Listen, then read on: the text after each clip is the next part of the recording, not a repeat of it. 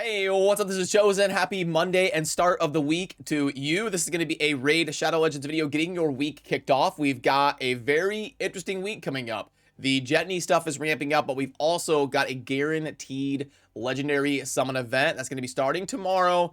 And I think it's interesting. It's a good thing and a bad thing. It's a bait and it's not a bait. So I'll give you full context on all of that. And we'll talk about the Jetney fusion and everything you need to be focusing on to keep pace this week and handle your account well. Let's get into it.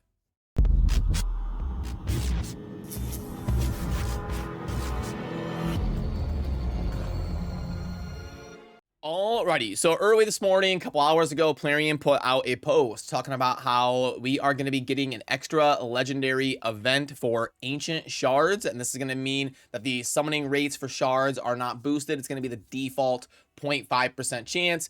1 out of every 200 ancient shards or so will get you a legendary, but it's going to be a bonus legendary. So once you pull one, you're guaranteed to not get a duplicate. You can get a duplicate of a legendary you have on your account. It just will not be a duplicate of the one you just pulled. So you'll pull like a Drexstar and then you'll get a bonus Kymar, something like that. Like you'll get 2 legendaries. Once you pull one, you get that bonus one. And there's going to be a couple different reasons that this is interesting. Number one, the bonus legendary events are actually really good if you're close to Mercy. Like if you had to pull a few random ancient shards to complete a certain event and you've only got like 50 or 60 shards left to hit Mercy, then the bonus legendary events are extremely good for you. But also, we may have a 2x ancient event this week this weekend that coincides with the champion chase tournament right here. So you really need to be careful and plan effectively based on your account. Now, a lot of you, actually the majority of you, based on the polling here on the channel, aren't going for Jetney. So just keep in mind that you may have an opportunity to pull 2x ancients this weekend, or you could do the bonus legendary event that's going to be starting tomorrow. Or you could focus on trying to save your shards for the next kind of guaranteed summon event like they did with Michinaki, where all the shards can kind of contribute to the pool. But all in all, if you skew towards the end game, pulling shards during the bonus legendary event is usually the best for long-term acquisition of just raw numbers of legendaries and giving yourself the most amount of rolls as possible.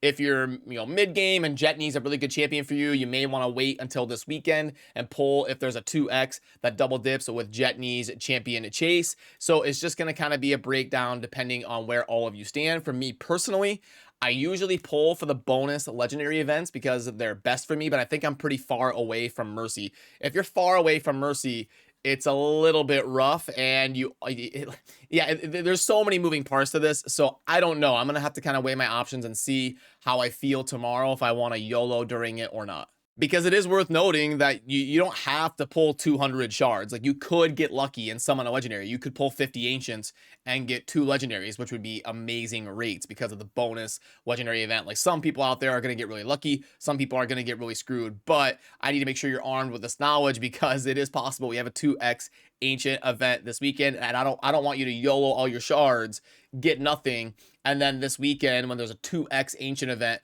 that coincides with Jetney, have you be like, oh no, what did I do? So make sure you're paying attention to all of that.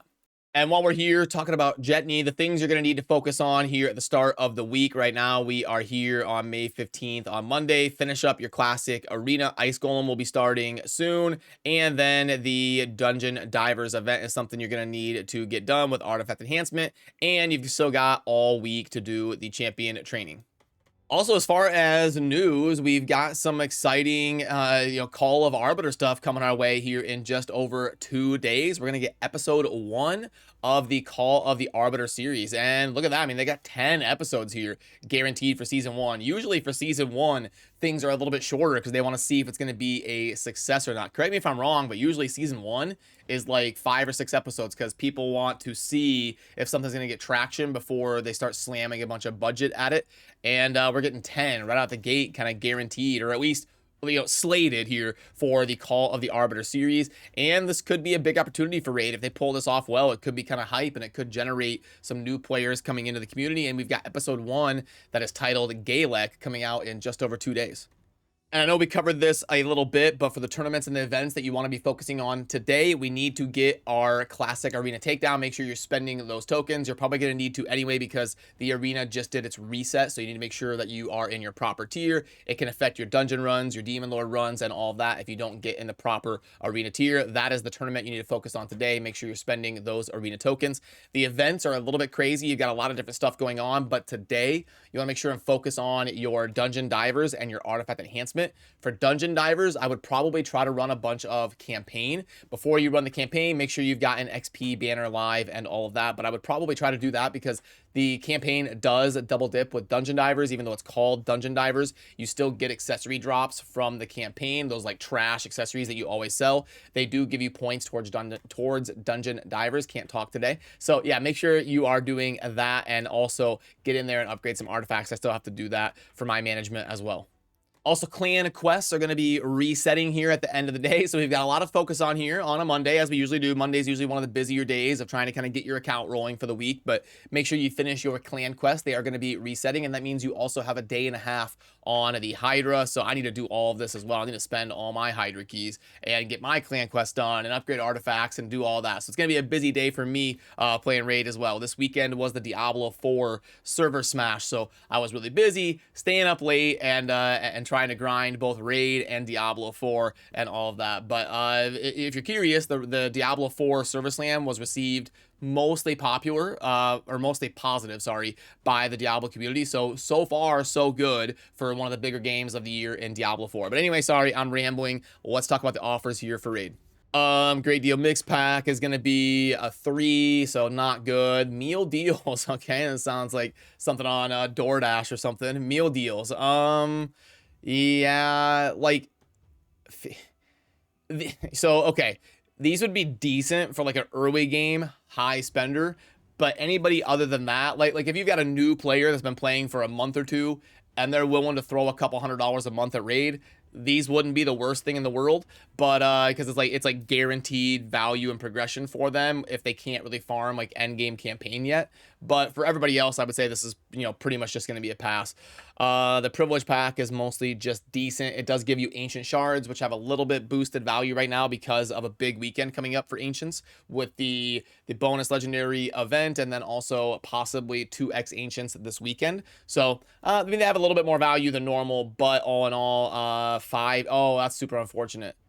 Oh, you don't even get the ancient shards until day 5. Okay, so never mind. Day 5. So you would get them for this weekend's events, but I hate how they do this. This is so silly.